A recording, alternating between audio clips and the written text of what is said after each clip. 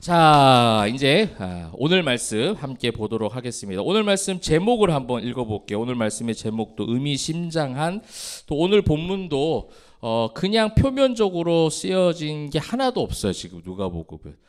그 속에 계속해서 암시하고 숨겨둔 메시지들이 있는 것을 보게 되어지는데, 자, 제목 한번 다 같이 읽어보겠습니다. 시작. 선포된 구원의 말씀이 실제 삶이 될 때까지. 네, 그런 제목입니다. 참 거창하게 제목을 좀 지었는데, 우리가 이제 이 누가복음 오늘 이제 3장을 이제 보게 되어지죠. 이제 3장 이제 하면서 본문 읽을 거예요. 우리 계속 그 방식으로 강해 설교니까 그게 좋을 것 같아요. 자, 3장인데 3장은 이제 2장 전 우리가 지난주에 봤던 게 예수는 12살 때 있었던 일이죠. 그럼 이제 3장에 와서는 세례 요한도 뭔가 그 회개를 선포하고, 그 다음에 예수님께서 그 세례를 받고 공생의 사역이 시작되는 시점 가운데 있죠. 그러니까 예수님이 몇 살 때 그 사역을 시작하셨죠? 30살, 그죠? 30세에 시작하셨으니까 약 17년, 18년이 지난 그런 시점이라고 할 수 있겠습니다. 시간상으로는 껑충 뛰어넘었습니다.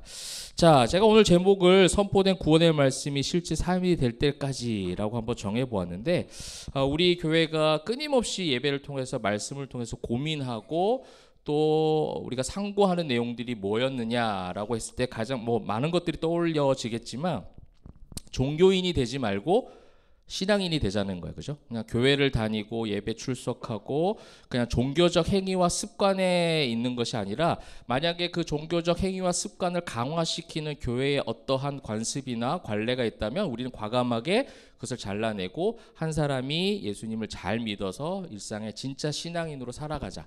이게 이제 어떻게 보면 우리 포에마 교회에게 주신 사람이 정한 목표도 아니고 표도 아니에요. 하나님께서 성경적으로 우리가 고민을 자꾸 하다 보니까 성경에서 발견된 메시지인 것 같아요.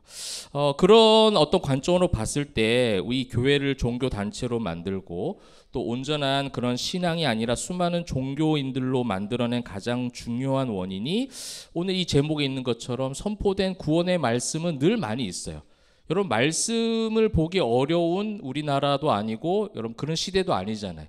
얼마든지 성경책 다 있으시고 집에 안 보는 성경책까지 있죠. 그죠? 덮어둔 성경책, 구석에 있는 성경책, 그 다음에 이제는 핸드폰까지 있으니까 그냥 다니면서도 얼마든지 말씀을 많이 볼 수 있어요. 또 유튜브에도 설교 말씀도 많이 올려져 있죠. 물론 잘못된 것도 있지만 어쨌든 말씀을 접하려고 하면 어렵지 않은 그런 시대와 우리가 지금 현대를 살아가고 있습니다. 근데 문제가 뭐냐? 왜 종교인이 그렇게 많이 생겨나게 되었느냐? 그 선포된 구원의 말씀이 실제 삶으로 되는 게 참 어려운 것 같아요. 정말 하나님 말씀은 많이 임하고 말씀을 듣고 너무 좋다, 아멘, 받아들이고 다 그렇게 했지만 그것이 정말 일상에 가서 그 말씀이 얼마나 나를 주장하는가. 여러분들 이제 나중에 로고스 팀별로 이제 모여서 나누실 때도요, 이제 기본 항목 중에 뭐가 있냐면 지난주에 있었던 말씀이 한 주간에, 그건 설교 말씀뿐만 아니라 여러분들이 주중 아침 묵상도 괜찮고 여러분 개인적으로 묵상한 말씀도 괜찮아요. 뭐든지 간에 말씀이 내 삶을 어떻게 주장했는지를 한 주간 돌아보는 것을 항상 시작할 때 나누시면 좋을 것 같아요. 그게 뭐냐면 어떻게 보면 그게 신명기적 사고예요.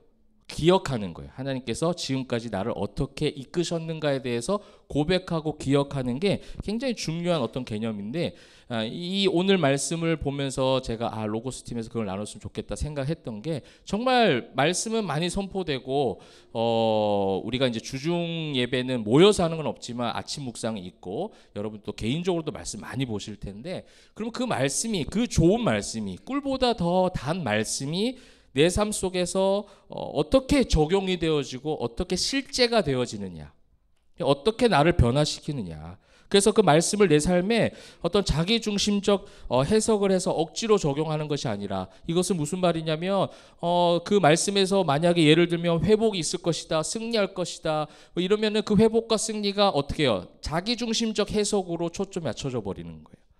그러다 보니 뭐예요? 그러니까 종교인이 되어버리는 거예요. 그것을 내가 바라는 뭔가를 이루기 위해서 때로는 그걸 믿음이라고 얘기하고 때로는 그것을 기다리는 것을 인내라고 얘기해요. 선포된 말씀은 믿음, 인내 다 좋은 거잖아요. 오래 참음, 우리가 다 교훈 삼을 수 있는 너무 중요한 말씀들인데, 이거를 자기중심적으로 억지로 자의적으로 해석해서 실제적 삶이 아니라 종교적 삶으로 그걸 받아들이게 되면 이것을 믿음이라고 포장을 했지만 결국 믿음이 아니라 그것은 결국 잘못된 어떤 종교적 신념에 불과하다는 거죠. 우리가 이것을 오늘 이 3장에서 과연 그런 메시지가 있을까? 여러분 아마 지금 제가 막 이 서두에 얘기하고 제목을 보시면서 오늘 본문이 그런 본문 맞나? 이렇게 생각이 들 수도 있어요.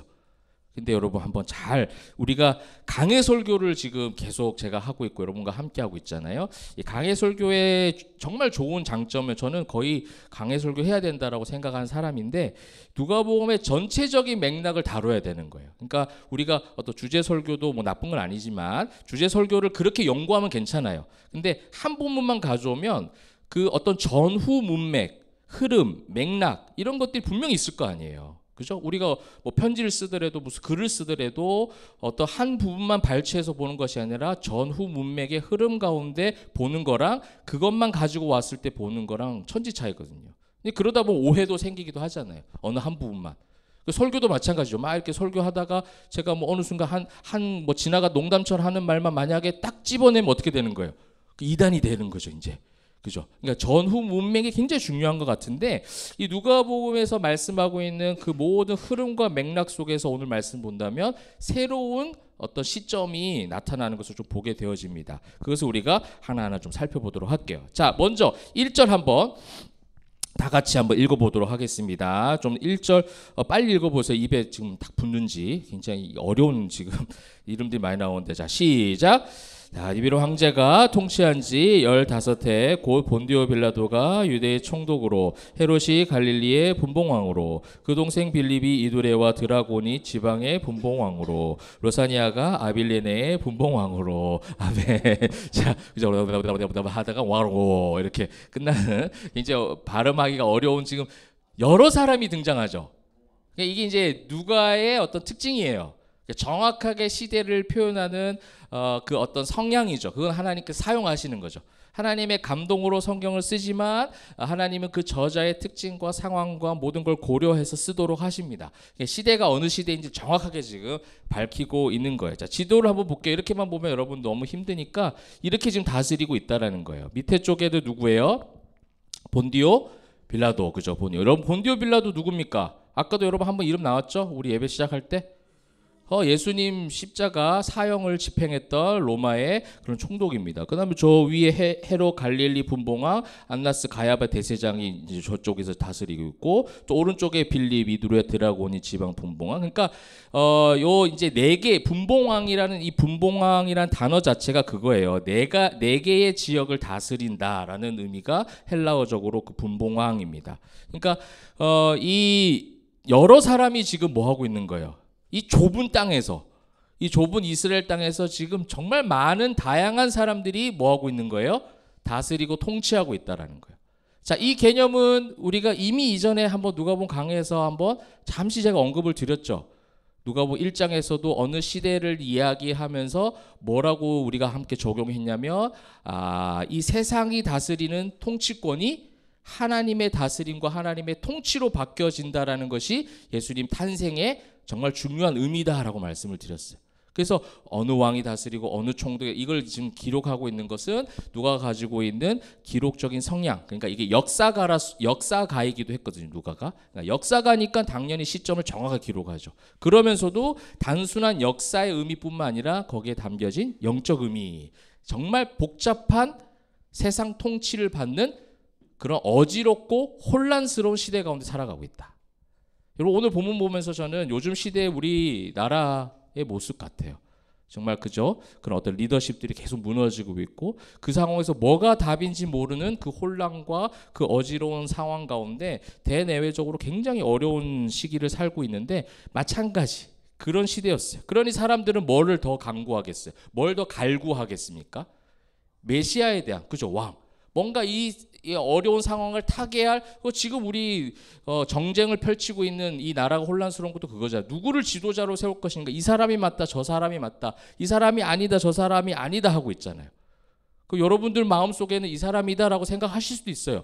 그건 뭐 가지고 있는 자기의 어떤 생각이나 가치관이니까 그럴 수 있지만 기본적으로 우리가 신앙인의 자세는 뭐냐면 이 사람도 저 사람도 정답은 없어요. 사람이 하는 정치는요 온전할 수가 없는 거예요. 그러니까 사람이 다스린다라는 것은 지금 1절에서 그냥 누가 뭘 하고 있다, 로마 황제 얘기했고, 그 다음 로마 총독 이야기했고, 그 다음에 분봉왕들, 그 이스라엘 사람들이지만 그 안에서 그렇게 나라를 쪼개서 다스리고 있는, 그 다음에 안나스와 가야바는 2절에 나오는데 대제사장 이야기도 나와요. 이 안나스 가야바는요, 안나스와 가야바잖아요. 그 다음에 대제사장이라고 하죠. 근데 원래 대제사장은 한 명이어야 돼요. 근데 두 명이죠. 그러니까 안나스의 사위가 가야바예요. 그러니까 가족 친지예요. 이게 뭐냐면 안나스가 나중에 면직을 당해요. 로마로 통해서. 뭔가 이제 잘못 어떤 관계가 돼가지고 면직을 당하는데, 그 로마로 인해서 면직되었지만 사위인 가야바가 이어받도록 해서 여전히 안나스가 힘을 발휘할 수 있는 영향권을 두는 요 머리를 또 쓴 것 같아 보니까. 뭐 성경에 그렇게 정확히 기록되어 있지는 않지만 요즘 우리 시대하고 비슷한 거예요. 어떻게 보면 뭐 교회의 이야기만 해본다면 교회 안에 세습 문화도 그거 세습이 다 나쁘다 할 수는 없는데 잘못된 이런 목적과 동기를 가지고 세습하는 경우가 많이 있으니까 세습을 하지 말자라고 이야기하는 거죠. 왜냐하면 자기가 했던 그것들을, 그 어떤 통치권을 계속 이어가기 위해서는 아들이나 그죠? 사위나 자기 가족이 하는 게 가장 적합하거든요. 그 유지, 왕국을 소위 말하면 왕국을 유지하기 위한 하나의 방식인데, 이 대제사장이 지금 2명이나 거론되는 것도 그 시대상의 어떤 혼란스러운 지금 문화다라는 것을 이야기해주고 있습니다. 그러한 상황 가운데 지금 이제 하나님 말씀이 임하고 있어요. 2절 3절 한번 읽어보도록 하겠습니다. 2절 3절입니다. 시작.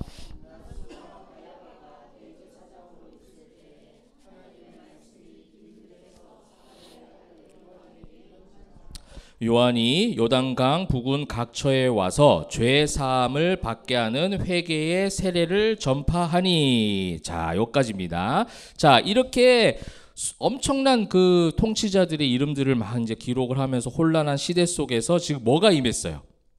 하나님 말씀이 임한 거예요.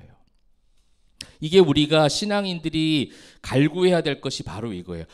정말 좋은 지도자가 생겨나기를 우리는 또 기도해야 되겠지만, 나라와 민족을 위해서 기도해야 되는데, 우리가 늘 임하기를 소원하는 것이 뭐여야 됩니까? 하나님 말씀이 나에게 임하기를. 그죠? 나의 삶에 어떠한 것이 임하기를 물론 바라고 기도하는 것은 문제가 없어요. 왜냐하면 주시고 안 주시고 하나님께서 어차피 알아서 하시기 때문에 우리는 뭐든지 이야기해도 돼요. 그게 자녀된 권세예요. 여러분, 이제 제가 이런 어떤 잘못된 기복적인 것, 잘못된 종교주의 이런 걸 얘기를 해서 마치 우리가 기도도 제한적으로 해야 되는 것처럼 생각하는 분들이 있을 수 있는데, 기도는 제한이 없어요. 무제한입니다. 그게 오히려 신앙 안에서 자유하는 거예요. 이건 해도 되는 기도, 이건 저건 안 해도 되는 기도, 심지어 하나님을 원망하는 기도 하면 될까 안 해야 될까요? 더듬고 있어요. 제가 지금 하나님 무서워서. 요것만 이제 발치하면 이상하게 되죠. 하나님 원망하는 기도도 나올 때가 있어요. 우리 삶에 내가 정말 예측하지 못한 상황들을 만나게 되면 하나님 원망하게 돼요. 근데 제가 경험해 보니까 그 원망하고 끝나지 않게 하시더라고요. 더 하나님과 가까이 가는 단계로서 꼭 그것을 경험하게 하시는 거예요. 정말 그 하나님을 사랑하고 기대하니까 원망도 나오는 거예요. 그러니까 시편 보십시오. 시편 보면 원망시도 나와요. 어찌 하나님 나에게 귀를 기울이지 않습니까? 어찌 저 원수들 그냥 두시고 나를 이렇게 힘들게 하십니까? 막 하나님께 따지듯이 기도하는 그 시편의 말씀이 있거든요. 그러니까 얼마든지 해도 돼요. 어차피 하나님께서 다 필터링 하십니다. 우리 중보자 대신 예수 그리스도께서 다 필터를 하세요. 근데 중요한 건 뭐냐면, 이러한 상황 가운데 우리가 진짜 기도해야 될 때 간절히 기도해야 될 건 뭐냐면, 하나님 이 상황 가운데 하나님의 뜻이 무엇인지를 분별할 수 있는 말씀이 내게 임하게 해달라고. 저는 이 혼란스러운 상황 가운데 이것이 복음의 시작인 거예요. 예수 그리스도께서, 어차피 예수님이 오심 자체가 말씀이 육신이 되어서 오신 게 예수님이거든요. 그러면 말씀이 임했다라는 것을 일맥상통해서 지금 누가가 기록하고 있는 거예요. 하나님의 말씀이 빈들에서 사가랴의 아들 요한에게 임한지라. 그죠? 그다음에 아들 요한에게, 그냥 요한에게 임했다 하지 않고 사가랴의 아들 요한에게 임했다라고 얘기하고 있습니다. 이것도 잘 기억을 해 놓으시면 좋을 것 같아요. 근데 어떤 말씀이 임했느냐 보니까 각처에 와서 죄 사함을 받게 하는 회개의 세례를 전파했대요. 죄사함을 받게 하는 회개. 이게 지금 뭐예요? 구원이고 복음이잖아요. 그러니까 참된 복음을 선포해야 될 그 말씀이 지금 세례 요한에게 드디어 임했고, 그 요한이 이제 예수님이 오실 길을 예비하는 복음 사역을 하게 될 것이다라는 겁니다. 여러분, 죄 사함을 받게 하는 회개 세례라는 이 용어 자체가 뭐냐면 죄에 대해서 돌아서는 참된 내적 변화를 이야기하는 거예요. 무슨 변화요? 내적 변화, 그죠? 외적인 변화는 그 다음이에요. 내적 변화예요, 내적. 복음이 들어오면 내가 죄인이었던 내적인 어떤 부분들이 뭐예요? 의인이 되어지는 그런 참된 변화가 죄의 사함을 받게 하는 회개 세례예요.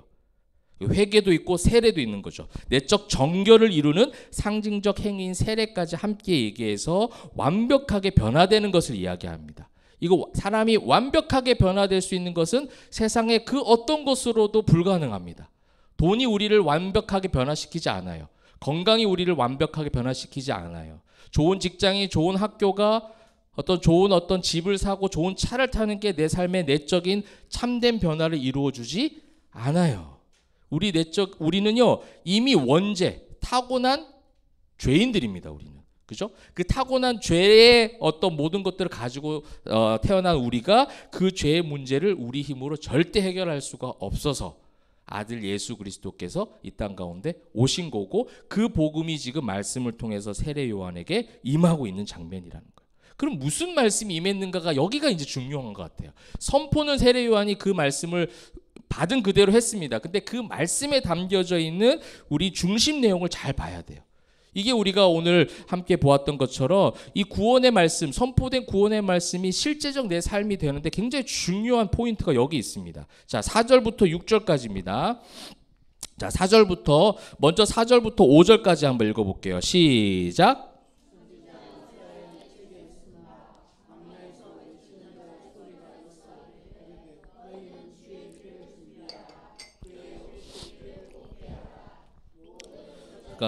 메워지고 모든 산과 작은 산이 낮아지고 굽은 것이 곧아지고 험한 길이 평탄하여질 것이요. 여기까지 읽어볼게요. 자, 여기 이제 어떤 말씀을 인용했냐면 이사야에 있는 말씀, 이미 선포된 말씀을, 하나님의 말씀을 받아서 메시아 예언의 말씀들을 지금 선포하고 있는 장면입니다. 근데 여기서 우리가 이제 좀 중요하게 볼 게 뭐냐면 광야에 외치는 자의 소리, 그 광야에 외치는 자가 세례 요한이죠. 그가 이제 소리를 내기 시작합니다. 근데 뭐라고 이제 처음에 딱 이야기했냐면 너희는 주의 길을 뭐하라? 준비하라. 네, 준비하라라는 단어를 우리가 또 볼 필요가 있어요. 이 앞에 나올까요? 자, 뭐라고 되어 있습니까? 헤토이마조. 어렵죠? 네, 여러분 한글 읽으시면 됩니다.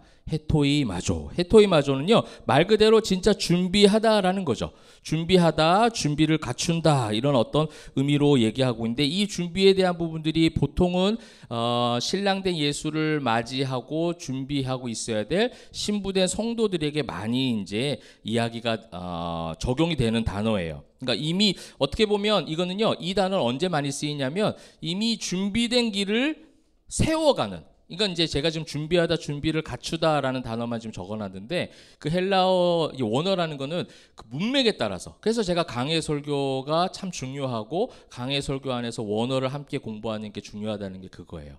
그 원어는요, 여러 가지 의미를 가지고 있거든요. 그래서 그 문맥상에서 무엇을 우리가 캐치할 것인가가 중요한데, 이 헤토이마조의 문맥상에 저는 그렇게 생각합니다. 여기 준비를 갖춘다라는 것에서 뭐가 더 있냐면 세워가다가 있어요. 세워가다. 그러니까 없는 것을 준비하는 게 아니라 있는 곳에서 세워가는 준비를 이야기하는 거예요.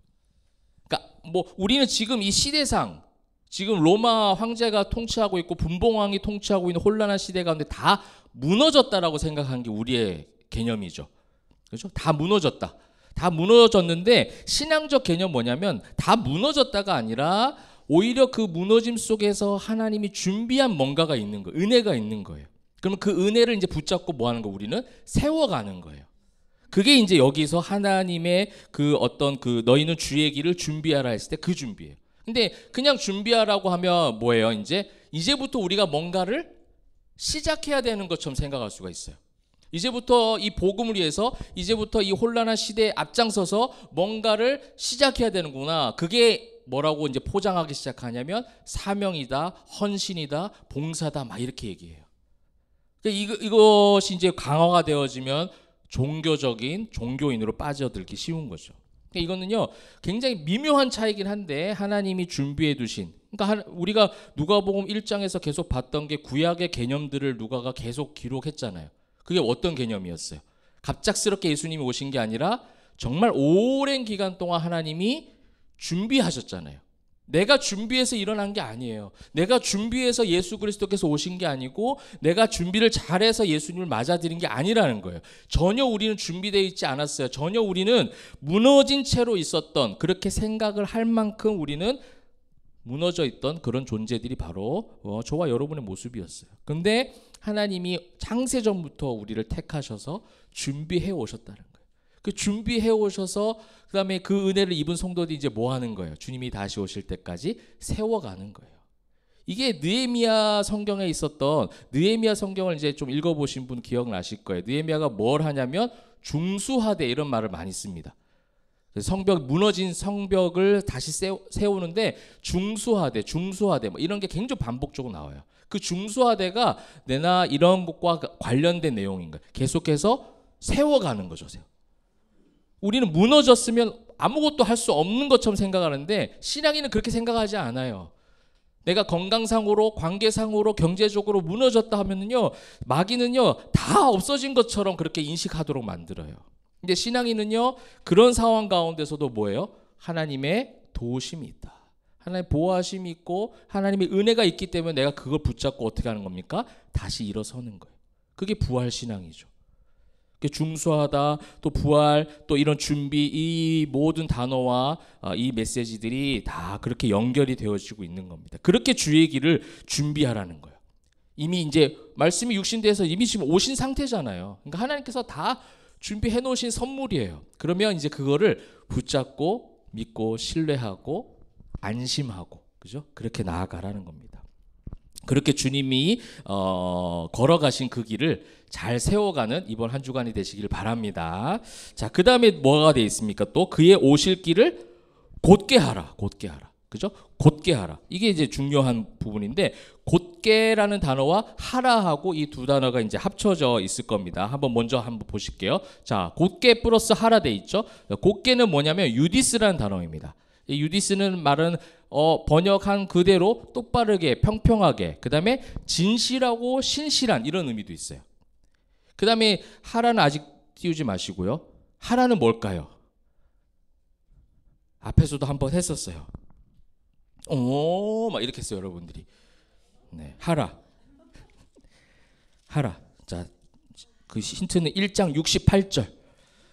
이렇게 봐도 내 모를 것 같아서 내가 힌트를 많이 줍니다. 1장 68절.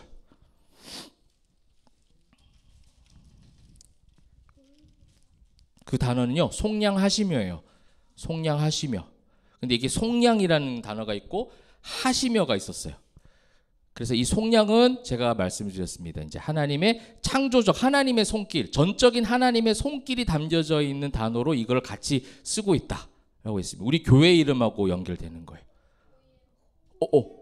포이에마에서 더 앞에 거. 누가 있어요? 포이에요. 네, 우리 인수 형제 달라줘요. 포이에요. 하나님 창조, 하나님 만들다. 포이에마가 뭐냐? 하나님의 걸작품. 그죠? 그게 이제 라틴어로 파생되어지고 해서 우리 포에마, 하나님의 걸작품들이 하나님을 찬양하는 한편의 시로 올려드린다. 이게 이제 우리 교회 포에마가 되는 거죠. 포이에요. 이게 뭐냐면 결국 이 단어가 곧게 하신다라는 단어 안에 그 곧게 그냥 똑바르게 평평했다라고 하는 것이 아니라 포이에로 붙여놨어요. 포이에요. 유디스 포이에요 이 같이 붙여놔서 어떤 의미가 있겠어요? 결국 곧게 하는 것도 내가 곧게 하는 게 아니라 하나님이 창조적인 그 섭리로 하나님이 곧게 하시는 거예요. 우리는 그 길 가운데 들어오게 하신 은혜를 경험한 자들이 신앙인들이라는 거죠. 마치 우리가 준비하고 우리가 막 평평하게 만들고 우리가 똑바르게 만들어야 된다고 생각해요. 수많은 목회자들도 교회도 성도들도 다 그렇게 생각합니다. 세상을 우리가 변화시켜야 된대요. 예전에 사도행전 할 때 그런 말씀 나눴죠. 세상이 변하고 바뀔 거라는 기대와 희망 점점점 이런 제목 기억나지 않습니까? 그러니까 무슨 말 점점점 뭐예요? 희망을 뭐 가지지 마라, 버려라 뭐 이런 게 아니라 그런 종교적 희망을 가지고 품고 살아가지 말라는 거예요. 물론 하나님 앞에 그렇게 되기를 바라는 희망과 기대를 올려드려도 돼요. 근데 신앙인이 가지고 있는 최종 표적이 어디냐, 표대가 어디냐. 우리는 세상이 바뀌기를 바라면서 사는 게 아니라 나를 바꾸신, 죄인에서 의인 되게 하신 그 예수 그리스도의 십자가와 부활을 바라보며 사는 사람들이 신앙인이라는 거예요. 그렇게 일상에서 살아가다 보면 내가 알게 모르게 내 가정이, 여러분의 직장이, 여러분의 학교가 조금씩 나를 통해서 빛과 소금이 전달되어지고 바뀌어지는, 이게 이제 구원사적 성화 모든 과정 중에 하나라는 거예요. 근데 우리는 그걸 다 뛰어넘고요, 내가 준비하고 내가 곧게 하고 내가 막 힘을 써야 되는 거예요. 그리고 그렇게 해놓고선 뭐라고 합니까? 헌신이라고 포장해버려요. 그렇게 해놓고서는 봉사, 그렇게 해놓고서는 그 순교 막 이런 식으로 이제 포장을, 십자가의 길 막 이렇게 얘기합니다. 여러분, 교회에서 열심히 아침부터 저녁까지 봉사하고 헌신하는 거를 그 십자가의 삶이다라고 얘기하시는 분이 있어요. 절대 그렇지 않아요. 교회 안에서 봉사하고 교회 안에서 하루 종일 보내는 걸 얼마나 감사하고 평안하고 기쁜 일인데, 그게 십자가처럼 느껴진다면 안 해야 되는 거예요. 진짜 십자가의 삶은요, 내 죄와의 싸움이에요. 일상에서 여전히 바뀌지 않는 내 언어 때문에 십자가의 삶을 산다고 생각하는 거예요. 여전히 바뀌지 않는 내 전인격적인 부분들을 일상에서 계속 경험하면서, 아, 이것 때문에 주님께서 나를 위해 십자가에 못 박혀 죽으셨구나, 이거를 계속해 고백하고 찬양하는 게 뭐예요? 이게 십자가의 길인 거예요. 단순하게 봉사 열심히 헌신한 걸로만 그렇게 얘기해서는 안 된다는 거죠.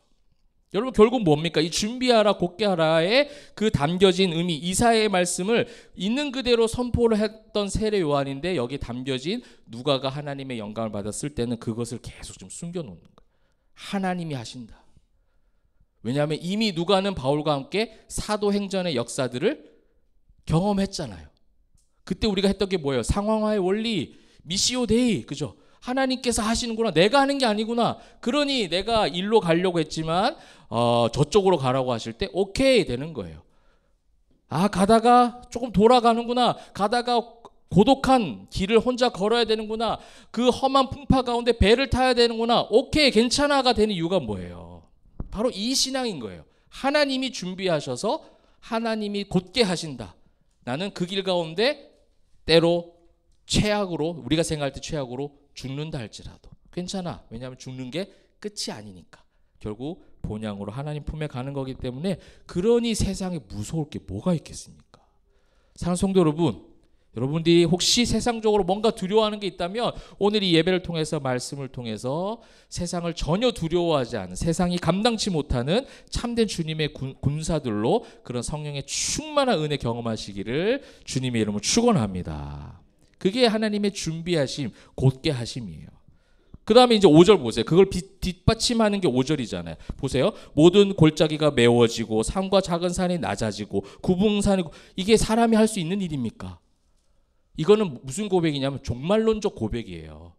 이사야 말씀에 그게 나오거든요. 나중에 하나님 나라가 도래할 때 완성될 그런 세상의 모습들을 묘사합니다. 요한계시록도, 묵시록, 뭐 이사야도 그런 개념이 있고, 다니엘서도 그런 게 있고, 요한계시록, 이런 나중에 숨겨진 하나님의 어떤 메시지들 우리가 보게 되어지면 이렇게 바뀐다는 거예요. 하나님 나라가 이렇게 바뀌어진다는 건데, 이거는 우리가 준비하고 우리가 곧게 한다? 뭐 어떤 분이 만약에 저한테 그렇게 우기시면 할 말은 없어요. 요즘에 산 뚫던데요, 그죠? 막 포크레인 가져와가지고 이렇게 산 뚫던데, 이렇게 하면 제가 뭐 할 말은 없는데, 그렇게 우리가 곧게 하고, 그죠? 우리가 그렇게 준비할 수 있는 그런 메시지가 아니거든요. 완벽하게 이 땅의 모든 것들을 새롭게 하시는 의미가 이 5절 말씀이에요. 이 말씀이 왜 있겠어요? 네가 준비하고 네가 곧게 하는 게 아니라 하나님께서 그렇게 여신다라는 거예요. 그 열어가시는 그 길 속에 함께 하나님 손 붙잡고 세워가는 거예요. 함께 세워 중수해가는 거예요.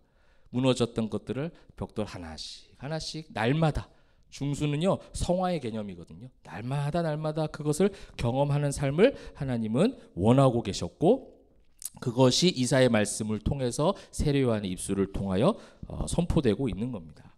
자, 그럼 이런 말씀을 받고 선포했던 그런 세례 요한의 이 선포 속에 우리가 이제 숨겨진 하나의 어떤 부분들을 우리가 찾아볼 필요가 있는데 그 6절 한번 읽어볼게요. 자, 6절 한번 읽어볼게요. 시작. 모든 육체가 하나님의 구원하심을 보리라 함과 같으니라. 아멘. 자, 오늘 보면 마지막 말씀입니다. 6절을 통해서 전후 문맥들을 통하여 우리가 이제 진짜 하나님께서 선포된 구원의 말씀이 실제가 되기를 바라는 하나님의 마음을 우리가 찾아보는 거예요. 자, 여기서 오류는 아니에요. 잘못된 해석도 아니고 잘못 선포한 것도 아니고 세례 요한은 아주 제대로 잘 선포했습니다. 근데 한 단어에 조금은 실제와는 다른 적용을 잘못된 방향성을 하나 가지게 할 만한 단어가 있어요. 뭘까요? 모든 육체가 어머니 기도하니까 잘하네. 네, 모든 육체를 얘기해요. 모든 육체예요.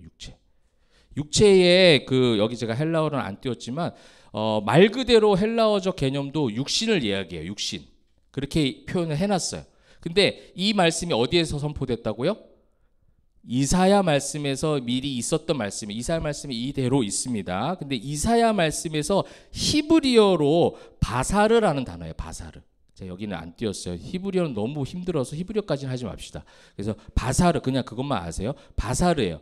근데 이 히브리어 안에서도 육체를 표현할 때 바사르만 있는 게 아니고 여러 단어가 있는데 왜 이 바사르를 했느냐? 이 바사르라는 단어는요, 단순히 어떤 이 몸만 얘기하는 게 아니라 우리의 전 인격을 이야기하는 거래요.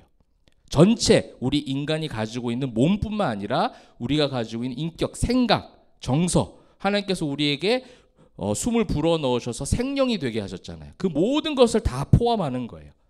그러니까 이 전 인격적인 부분들이 구원을 보리라고 했을 때는 육체적인 구원도 포함이 되겠죠, 당연히. 그죠? 그런데 뭐를 지금 함께 따라서 볼 수 있어야 되는 거예요? 영적 구원이에요, 영적 구원. 그거를 이사야 말씀에서 선포한 거예요. 영육의 구원이라는 거예요. 근데 이 세례 요한과 예수님이 오셨을 때 제자들, 세례 요한 많은 사람들이요, 이 누가복음에만 세례 요한에 대해서 그것을 약간 소개하고 있는데 이 부분에 대한 모든 방향성들이 다 제가 수없이 자주 얘기했던 거, 예수님을 어떤 메시아로 보는 거예요?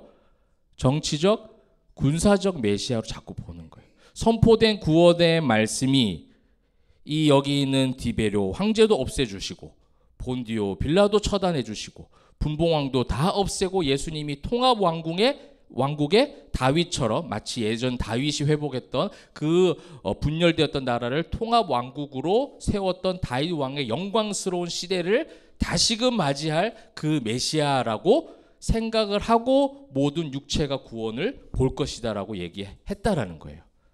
목사님 너무 세례 요한에서 억지스럽게 지금 어떤 의미를 찾으려고 하시는 거 아닙니까? 라고 생각할 수도 있어요. 그래서 제가 아까 뭘 했어요? 후 문맥까지 다 살펴봐야 된다는 거예요. 이 본문만 보면요, 와, 이제 우리가 어떻게 해야 되나? 우리는 이제 그 모든 육체가 구원을 받으니 우리는 이제 준비해야 됩니다. 곧게 해야 됩니다. 이제 복음이 시작되었으니까 여러분, 우리가 열심히 그 복음의 길을 향해서 준비하고 곧게 하고 또 여러분의 삶의 어려운 골짜기들이 메워질 것입니다.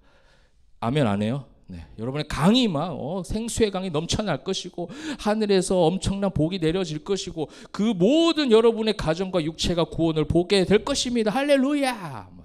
아무도 아멘을 안 해서 감사합니다. 근데 그렇게 되어버리는 게 이 본문만 가져오면 그렇게 되는 거죠.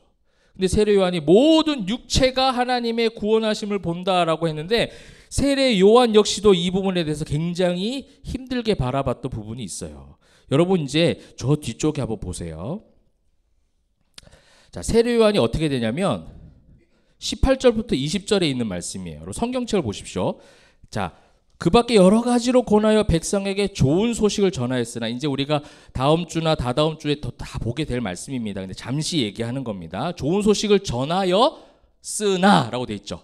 쓰나 분봉왕 헤롯은 그 동생의 아내 헤로디아 일과 또 자기가 행한 모든 악한 일로 말미암아 요한에게 책망을 받고 그 다음에 뭐라 되어 있어요? 그 위에 한 가지 악을 더하여 요한을 옥에 가두니라. 여러분 복음에 선포된 구원의 말씀을 전했어요. 모든 육체가 살아날 거야 라는 기대감을 가지고 복음을 전했는데 지금 세례 요한의 모습은 어떻게 좀 소개하고 있습니까?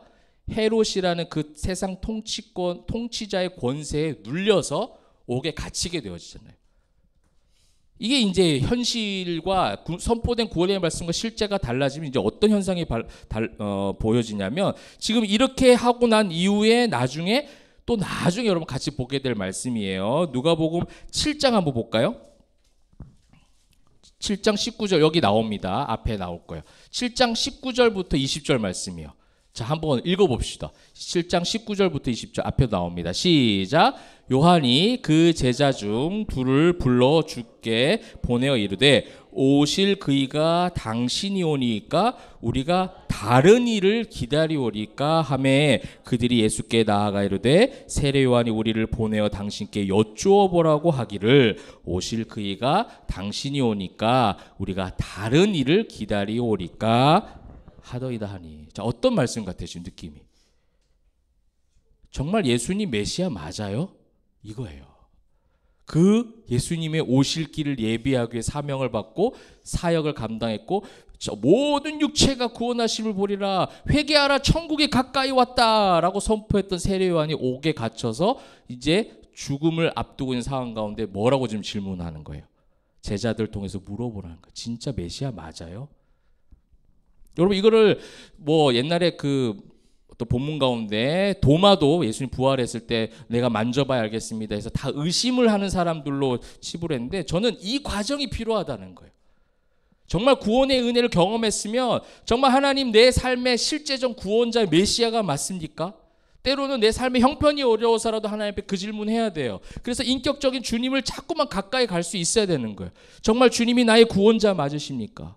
여러분, 이런 말을 우리는 꼭 무슨 불순한 불경한 이야기처럼 고백을 해서 맨날 믿습니다 해야 되고 주님이 살아계십니다 해야 되고 하나님의 어떤 이름을 무조건 높여드려야 된다고만 생각하는데, 정말 하나님이 나의 그 삶 속에서 구원하신 메시아로서 내 삶의 실제가 되는가? 요한은 이것을 경험하고 나서 정말 의미 있는 순교를 경험하게 돼요. 여러분, 우리가 이 현실, 이 선포된 하나님의 구원의 말씀, 우리에게 임하고 있는 수없이 많은 그런 하나님의 말씀들을 보면서 이게 정말 실제가 되는지, 여기에 대해서 우리는 끊임없이 고백하고 상고하고 고민해봐야 되는 거예요. 왜냐하면 전후문에 보세요. 우리가 2장 마지막에도 뭐였어요? 구원의 어떤 구원자이신 메시아를 가장 가까운 부모조차도 어떻게 합니까? 이해를 해요, 못해요? 못해요. 이성적으로 말씀을 깨달아지지 않아요. 무슨 말 하는 거지? 그런데 성령께서 은혜 주셔서 마음에 두게 하신 거예요. 이게 우리에게 있는 은혜예요. 그 다음에 이제 다음 주에 보게 될, 우리가 이제 7절부터 쭉 보십시오. 이제 종교인들하고 계속 대화하는데 7절 굉장히 시원하게 한마디 합니다. 무리에게 이르되 독사의 자식들아. 와, 완전히 뭐 스트레스 풀릴 만한 그런 아주 엄청난 고백을 선포를 하죠. 이게 뭐예요? 무지한 사람들이에요. 그 사람들이 뭐라고 하냐면 세례 요한에게 와서 우리가 무엇을 하면 좋겠습니까? 우리가 무엇을 어떻게 하면 구원을 받을 수 있겠습니까? 무서우니까 하나님이.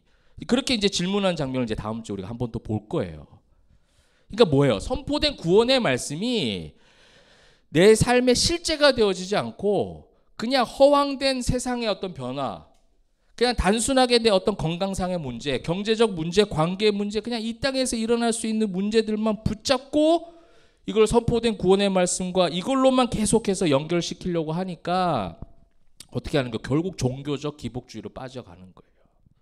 여러분, 좀 어려울 수 있는 오늘 주제이긴 한데요. 여러분, 이건 정말 우리가 고민해 봐야 될 부분이에요. 세례 요한조차도 하나님 말씀을 선포했어요. 입술로 멋있게 선포했습니다. 모든 육체가 하나님의 구원하심을 보리라 라고 선포할 때 그의 심중에 이 7장 이 질문을 하기까지 그의 심중에 뭐가 있었을까요?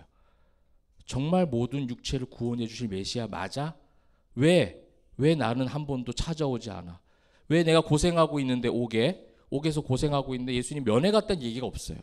이 왜 제자들 보내냐면요, 이때 예수님은 계속해서 사람들 만나서 치유해주고 기적을 베풀고 연약한 사람들 안아주고 막 이러고 다니셨거든요.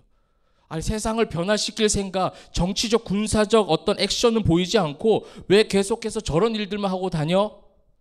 라고 생각할 수 있는 그런 상황에서 세례 요한이 제자들 통해서 물어보러 질문을 하기 위해서 보낸 거예요. 정말 당신이 그 사람 맞습니까? 메시아 맞습니까? 지금 세상을 구원할, 세상을 바꿀 메시아 맞습니까? 그런데 여러분, 그 예수님의 대답은 이제 좀 있으면 볼 건데 그 대답을 통해 세례 요한이 깨닫게 되는 거예요. 아, 모든 육체가 구원을 본다는 것은 그 의미가 아니구나. 여러분, 저는 이번 한 주간에 여러분 의심의 차원이 아니라 때로는 의심의 어떤 표면상으로 그렇게 보일 수도 있지만 질문하세요. 정말 하나님, 예수님이 나의 구원자가 맞으시고 그 구원자를 믿는 나의 삶의 언행과 나의 삶의 고백을 봤을 때 정말 나를 구원하신 게 맞습니까? 저는요, 우리 어떤 청년들이 몇 명이 그 얘기를 하는 거예요. 정말 하나님 나를 사랑해 주시는데 내가 하나님 앞에 하는 거는 너무 부족하다는 거, 뭐 어떻게 하면 될까요? 저 그 얘기를 듣고요, 너무 감사했어요. 아, 정말 구원의 은혜를 경험하고 있구나. 왜냐하면 은혜에 대한 감사, 그냥 너무 좋아요가 아니라 고민하기 시작하는 거예요. 근데 나 여전히 너무 죄인인데? 하나님 은혜를 받은 것은 알겠어요. 하나님 사랑이 나에게 임한 건 알겠는데 왜 나의 언어와 행실과 생각과 이 모든 것들은 여전히 제자리일까? 내가 하나님 앞에 뭘 어떻게 잘하면, 뭘 하면 하나님 기뻐하실까? 뭘 좀 더 해야 될 것 같은데? 지난주 말씀도 마찬가지 아닙니까? 몰라요. 무지해요. 무지하고 놀람의 연속 가운데 있지만 하나님께서 어떻게 합니까? 그 마음속에 은혜를 두시는 게 구원의 은혜라는 거예요. 그 은혜를 붙잡고 세상을 살아가다 보면 그 구원의 말씀이 뭐가 되는 거예요? 실제가 되는 거예요. 가정에서 적용이 되기 시작해요. 예수님이 이 땅에 오심의 의미에 대해서 고민하기 시작합니다. 거기에 대해서 고백하기 시작해요. 그러다 보면 뭐예요? 변화가 일어나기 시작합니다. 내 주변이 또 변화가 되겠죠. 사랑하는 성도 여러분, 2025년에 우리가 각자가 받게 될, 임하게 될 말씀이 얼마나 많이 있겠습니까? 그죠? 이 설교뿐만 아니라 같은 설교에도 각자가 받아들일 말씀이 다 다를 거예요. 근데 그런 말씀들이 임했을 때에 그 말씀이 한 주간의 삶 가운데 실제가 되어지는 은혜가 있기를 소망합니다. 내가 이성적으로 잘 알고 있든 깨닫든 이해를 하든 못하든 상관없이 하나님이 여러분을 그렇게 이끌어 주시기를 저는 매일 기도하고 있거든요. 제가 지난주부터 자유했던 게 뭐였어요? 말씀을 계속 어렵게 전해도 되겠다. 그죠? 쉽게 너무 하려고 애쓰지 말고 어렵게 되겠다. 왜? 어렵게 해서 이해가 안 돼도 마음속에 하나님께서 다 두실 거예요. 씨앗으로 다 심어놔서 삶 속에서 열매가 되어지는 은혜는 하나님이 하시는 거예요. 그래서 바울과 아볼로는 뭐예요? 그냥 물 주는 거예요. 씨앗 뿌리는 것밖에 못해요. 근데 자라나게 하시는 분 누굽니까? 하나님이 여러분을 자라나게 하실 겁니다. 그래서 선포된 구원의 말씀이 저 먼 나라 이웃나라 옛날 고대 시대에 있었던 그냥 하나의 이야기로 그냥 좋은 교훈의 메시지로 끝나지 않고 여러분의 삶을 골수를 찔러 쪼개기까지, 그죠? 쫙 들어와서 여러분의 삶의 실제가 되어지고 그 실제 삶 속에서 예수님을 더욱더 높여드리고 찬양하는 우리 포에마 성도들 다 되시기를 주님의 이름으로 축복합니다. 아멘. 말씀을 맺으면서 아까 세례 요한이 질문했잖아요. 그죠? 세례 요한 질문했으면 예수님이 답을 해주셔야 되겠죠. 자, 예수님이 답을 해주신 게 누가복음 7장 27절 28절에 나와 있습니다. 27절 28절 앞에 나와 있으니까요, 한번 같이 읽어볼게요. 시작. 기록된 바 네 길을 준비하리라 한 것이 이 사람에 대한 말씀이라. 내가 너희에게 말하노니 여자가 낳은 자 중에 요한보다 큰 자가 없도다. 그러나 하나님의 나라에서는 극히 작은 자라도 그보다 크니라 하시니. 아멘. 예수님이 답해 주신 그 같은 7장에 있는 내용이에요. 지금 뭘 얘기해 주신 것 같아요? 읽어도 사실은 보기가 해석하기가 쉽지 않을 수도 있는데, 기록된 바 보라 내가 내 사자를 내 앞에 보내노니, 그죠? 그 다음에 준비하리라 이 사람에 대한 말씀. 요한보다 큰 자가 없도다. 이게 다 사가랴에게, 아버지 사가랴에게 입했던 그런 말씀들이잖아요. 그러니까 사가랴를 통해서 요한을 미리 예비하셔서 구원하시고 택하셔서 하나님이 세우시고 보내주신 것, 이걸 우리는 소명이라고 얘기합니다. 목회자가 목회자의 길 가는 거 뭐 이것만 소명이 아니라 이거를 다 소명, 콜링이라고 얘기해요. 부르심이라고 얘기해요. 우리의 부르심은요, 네가 지금 뭘 준비해야 돼? 네가 네 삶에서 뭔가를 곧게 해야 돼? 골짜기를 메워? 뭐 어떤 일을 헌신을 열심히 해 이걸 하나님 원하시는 게 아니라 그 일을 하다 보면 세례 요한처럼 이런 질문하게 되는 거예요. 모든 육체가 구원을 보리라. 너무 좋은 말씀이었고 너무 좋은 선포였지만 결국 내 육체를 왜 구원해 주시지 않지라고 하는 실제에서 약간 벗어난 적용이 되어버렸잖아요. 그럴 때 예수님 잡아주신 게 뭐냐면 처음 너에게 콜링 부르셨을 때의 그 소명, 그걸 우리는 예수 그리스도를 사랑했던 그 첫사랑의 회복이라고도 이야기합니다. 우리가 계속해서 교회 생활하다 보면 이것이 흐려져요. 이스라엘 백성들이 출애굽할 때는 막 너무 좋았어요. 하나님 감사했어요. 근데 어느 순간 길을 가다 보면 뭐 합니까? 자꾸 망각해요. 그래서 불평불만이 나오잖아요. 잊어먹어요. 하나님 우리를 구원해 주신 거에 대한 그거는 다 잊어먹고 목말라 배고파 추워 더워 이걸 얘기하고 있는 거예요. 지금 이렇게 복잡한 시대상 가운데 아무런 답이 없는 것 가운데 하나님 뭔가 해결해 주셔야 되지 않는가라는 그 복잡한 심경 가운데 세례 요한에게 뭘 얘기해 주시냐면 주님은 그의 존재에 대한 관심과 사랑, 이게 구원의 은혜의 참된 메시지라는 거예요. 사랑하는 성도 여러분, 하나님 여러분 너무 사랑하십니다. 아멘. 하나님 여러분 너무 사랑하고 계세요. 집중하고 계세요. 여러분과 함께 세워갈 수 있는 판을, 은혜를 예수 그리스도의 십자가와 부활의 능력으로 이미 다 준비해 두셨어요. 창세전에 여러분 이름 다 기억하셔서 택하여 주셨대요. 그런데 우리 잠시 잠깐 사는 이 세상에서 뭘 자꾸 이렇게 아둥바둥 살아갑니까? 그렇다고 열심히 안 살아야 된다는 것이 아니라 주어진 삶에 최선을 다해서 주님 바라보고 살다 보면 하나님께서 만나도 주시고 메추라기도 주시고 구름기둥 풀기둥도 주시는 거예요. 그게 구원의 은혜가 실제가 되어지는 세상에 감당치 못하는 참된 예수님의 제자들의 삶인 겁니다. 이번 한 주간에 또 이성적으로 이해가 되지 않는 수많은 일들이 2025년에 온다 안 온다? 안 오기를 바라지만 온다. 칼이 마음을 찌르듯 하는 일이 있다 없다? 엄청나게 있다. 그냥 있는 게 아니라, 그죠? 그런데 여러분, 그런 현상 상황에 우리가 치우치는 자들이 아니에요. 우리 존재 자체가 아니라고 지금 예수님이 세례 요한에게 말해주는 거예요. 내가 너를 오게 한번 찾아갈구마 이렇게 얘기하면 참 좋죠. 지금 세례 요한 그걸 지금 기대한 거예요. 내가 오게 한번 갈게, 걱정하지 마, 너 힘들었지? 이제 조금만 있어, 옥문 열린다. 이거 지금 기대하고 있는 거예요. 근데 그에게 말해준 거 뭐냐면 결국 콜링, 아버지 사가랴에게 임했던 그 구원의 메시지를 지금 전해주고 있고, 그 메시지를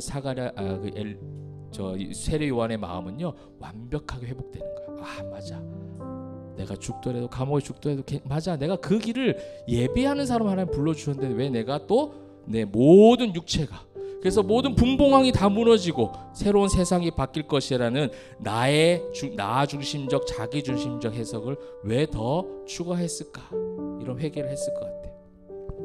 여러분 여러 가지 상황 가운데 의심도 있고 혼란스러울 수 있지만 지난주에 우리 제목 봤던 것처럼 무슨 은혜? 그렇죠, 잘하셨습니다. 불가항력적 은혜. 여러분이 어떠하든 상관없이 여러분이 임하는 그 불가항력적 은혜가 여러분의 일상의 삶 가운데, 여러분의 모든 시간 가운데 하나님께서 함께 하시기를 주님의 이름으로 축복합니다. 아멘.